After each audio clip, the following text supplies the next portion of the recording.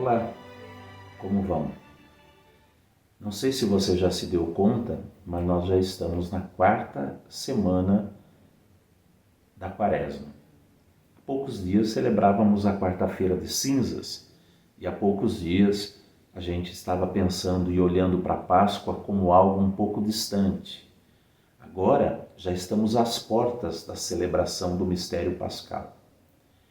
E diferente do que muita gente pode pensar, o mistério pascal não pode ser entendido como um cumprimento puro e simples de uma orientação da igreja, onde você faz a Páscoa porque é uma ordem, porque é uma lei. A gente faz a Páscoa porque viver os mistérios pascais junto com Jesus nos dá a exata dimensão, primeiro, da importância daqueles acontecimentos, mas segundo, do quanto aqueles acontecimentos ainda nos tocam, ainda nos fazem, nos projetam para frente, nos projetam além e nos colocam em comunhão com o dom da salvação. Nessa perspectiva é que eu queria propor a reflexão desse quarto domingo da Quaresma. E o evangelho de hoje a gente lê em São João, capítulo 9, versículos do 1 ao 41. Inclusive é um texto bastante grande, mas eu acho que valeria a pena você ler esse texto antes de continuar essa reflexão que eu estou fazendo. Porque é um texto cheio de detalhes e nuances que pode ser que, para compreender o tamanho a extensão da proposta de Jesus, você talvez tenha que lidar com esses elementos com um pouco mais de propriedade. Leia João capítulo 9, versículos do 1 ao 41. Nesse texto, Jesus está andando, fazendo as suas peregrinações de aldeia em aldeia, de cidade em cidade, e ele se encontra com um jovem que era cego de nascença. E aí aparecem uma série de questões, porque naquela época existia um determinismo, onde Deus determinava que a pessoa era portadora de uma deficiência, porque de algum modo ele estaria punindo o pai, a mãe, alguém da própria família ou o próprio pecado da pessoa. Jesus vai lidar com isso porque os discípulos estão preocupados. Eles sabiam que pela religião judaica a informação era uma só. Este homem é cego porque alguém da família dele pecou e Deus se vingou através da sua deficiência. E eles queriam saber, é isso que nós devemos também espalhar e também ensinar nas nossas comunidades? E Jesus vai dizer, olha, ninguém pecou, nem o pai nem a mãe, para que ele nascesse cego. Nem ele mesmo pecou. Essa pessoa nasceu cega para manifestar a glória de Deus. Naquele momento, manifestar a glória de Deus significava trazer essa pessoa que tinha uma determinada deficiência, trazer ela para perto, trazer ela para junto, amá-la, respeitá-la, possibilitar o seu desenvolvimento, possibilitar o seu crescimento. Isso é manifestar a glória de Deus. Na nossa época, esses valores permanecem. A gente precisa cada vez mais ter uma igreja inclusiva, uma igreja que não coloque cercas, mas uma igreja que seja, como lembra o Papa Francisco, um hospital de campanha, onde as pessoas machucadas, feridas, desestimuladas, se aproximem e encontrem apoio e encontrem ânimo para continuar a sua caminhada. O Evangelho está dizendo assim, a glória de Deus se manifesta a partir da mudança do entendimento e da prática de cada um diante dos problemas e dificuldades que cada um vai enfrentar. Mas Jesus vai dizer, eu vou fazer uma cura para que vocês entendam o quanto que isso é importante. E aqui ele vai fazer, com a própria saliva, ele vai fazer um barro e vai colocar sobre os olhos desse cego. E depois pede para que ele se lave e ele se apresente ao sacerdote como sendo alguém que recebeu a cura. Estamos falando de um acontecimento muito interessante. Primeiro porque a cura não é feita de uma forma aleatória. A cura é feita para justificar. Vocês precisam entender que essa pessoa é amada por Deus. A cura é uma forma de devolver para essa pessoa a sua condição primeira de filho de Deus. Na verdade, pelos ensinamentos religiosos e pela prática das comunidades daquela época, a pessoa já nascia destituída. Se ela tinha qualquer tipo de entrave, se ela tinha qualquer tipo de limitação, de deficiência, ela já não era respeitada, já não era amada, já não era tida como um filho de Deus. Ao curar este homem cego, Jesus está devolvendo a ele essa condição primeira. Deus te ama, Deus não te abandonou, Deus não te esqueceu. Só que quando ele faz isso, desencadeia uma série de fatores. E uma série de fatores que a gente nem sempre está acostumados a lidar. Porque as pessoas começam a perguntar, esse homem não era cego? Como que ele voltou a enxergar? Porque começam a duvidar, primeiro, da cegueira dele e segundo, de que como que alguém que seria castigado por Deus poderia ter recuperado a sua visão se Deus mesmo o castigou. E aí começa o relato deste homem, que ele vai dizer para as pessoas interessadas em entender o que aconteceu com ele, vai começar a dizer para elas, escuta, eu tive um encontro com Jesus, eu tive um momento íntimo, e este homem que teve a coragem de me acolher, que teve a coragem de me tocar, ele fez uma espécie de barro, colocou nos meus olhos e me devolveu a visão.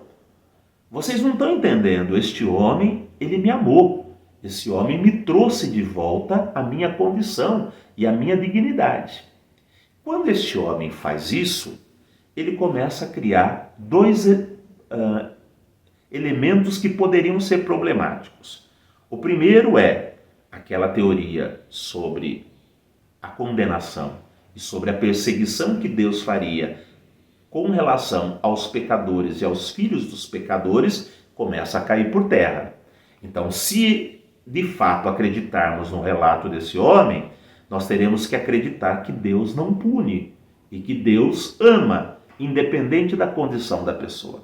E que Deus está por perto e nunca abandonou, e nunca largou, e nunca deixou as pessoas que são seus filhos e nunca perdeu o amor e o respeito por elas. Será que a gente quer mudar essa percepção? Porque a sensação que eu tenho é que a gente gosta dessa ideia de que ou alguém está pagando, e a gente tem até ditados populares, aqui se faz, aqui se paga, está pagando a própria língua, está pagando porque fez alguma coisa contra Deus. Mas será que a gente quer mudar essa perspectiva? No Evangelho a gente vai perceber que eles não querem mudar. Tanto é que já começam a tramar um jeito de prender Jesus. Por quê? Porque ele devolveu a visão ao cego? Não, mas porque ele mostrou que eu estava errado. E ao mostrar que eu estava errado nas minhas teorias e justificativas religiosas, ele acabou tirando de mim a possibilidade de ferir o outro. Porque se Deus não pune, quem sou eu para punir alguém sob qualquer aspecto? Desde as questões físicas, psíquicas, afetivas ou qualquer outra situação. Mas tem uma outra coisa que o texto mexe, é com o nosso rigorismo, o quanto que nós achamos que agrada a Deus ser rigorista contra as pessoas. Então a gente acha que Deus fica feliz quando a gente aponta o dedo para alguém e diz aquela pessoa é pecadora. A gente acha que Deus fica feliz quando a gente diz aquela pessoa está sofrendo o que ela merecia sofrer. A gente acha que Deus fica feliz quando a gente tenta limpar a casa de Deus, a comunidade de Deus, para agradar a Deus. Então a gente põe bêbados, sujos, doentes, desviados, perdidos, a gente põe para fora porque a gente imagina que Deus esteja feliz com isso. Quando Jesus toca nesse cego e quando ele faz uma reordenação de tudo aquilo que é importante, Jesus está dizendo, não use o nome de Deus para justificar os seus próprios preconceitos. Não use o nome de Deus para dizer que você está agindo segundo uma orientação daquilo que Deus queira. Não use o nome de Deus para você justificar os seus comportamentos abusivos e nefastos contra as outras pessoas. Você quer ser preconceituoso, você quer ser uma pessoa que pune, que separa, que coloca longe as pessoas que pensam diferente de você, que sentem diferente de você, é uma decisão sua. Mas não pode dizer que você está fazendo isso em nome de Deus, porque Deus veio para manifestar a glória, e não uma glória portentosa, onde Deus se gloria dos seus próprios atos, mas uma glória em que Ele devolve a dignidade, a condição, o respeito, a criatividade, o potencial de qualquer pessoa em qualquer situação. O cego não foi curado só porque era errado, não foi curado porque poderíamos pensar que ser cego seria errado. Ele foi curado para curar a nossa cegueira, para dizer para nós: Deus não abandonou, não esqueceu, não deixou de lado. Deus não está contente com esse comportamento onde eu coloco os outros que pensam e sentem diferente numa posição de exclusão só para me agradar, e justificando de uma forma errada e injustificável que Deus é que faz assim.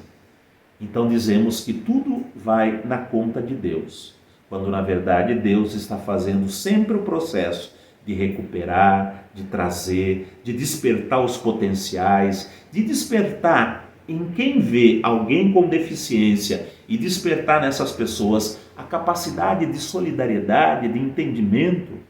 Se a gente não for capaz de ler a palavra a partir desses princípios, para que serve o Evangelho?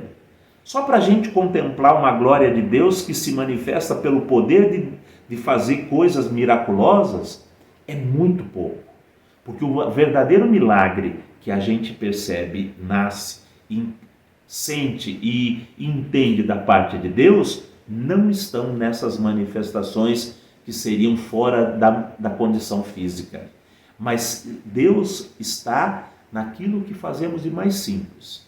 Como você, por exemplo, reconhecer que tem alguém com uma deficiência e que, portanto, é de bom tom, é generoso, é responsável, é comprometido, você ajudar essa pessoa a despertar nela o que ela tem de melhor. Se ela vai ser um atleta, se ela vai ser um artista, se ela vai ser um trabalhador, se ela vai ser um pai de família, dar a ela a capacidade, a possibilidade dela exercer todas as suas capacidades. O que a sociedade faz é justamente o contrário. Ela tira, ela condena, ela renega e diz que tudo isso é porque Deus quer. Deus quis assim. Deus quer aquela pessoa cega ou com alguma deficiência trancada em casa porque está pagando o pecado de alguém. Meu Deus do céu, até quando a gente vai vender essa ideia e até quando a gente vai assumir esse projeto, que é um projeto exclusivo, que exclui, um projeto que tira as pessoas do caminho da salvação? E quanto mais vai ser necessário para a gente parar de ser maldoso e colocar o Deus de Jesus, aquele que ama, que cuida, que zela, numa posição tão difícil e tão humilhante quanto essa?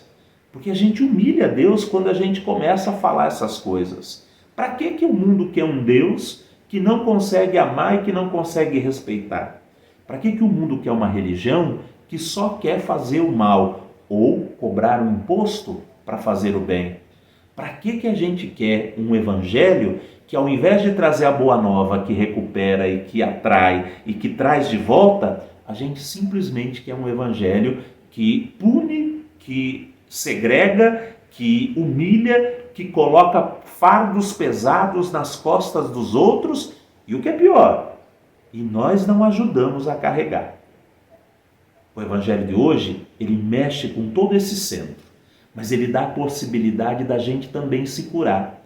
Porque mais grave do que a cegueira daquele homem que não enxergava desde quando nasceu, é a nossa cegueira, que mesmo vendo, sentindo, aprendendo, ouvindo tanta coisa sobre Jesus, insistimos em tratar a sua palavra como um cumprimento de uma lei e insistimos em tratar a sua palavra como a ação que garante isso ou aquilo de acordo com os nossos interesses.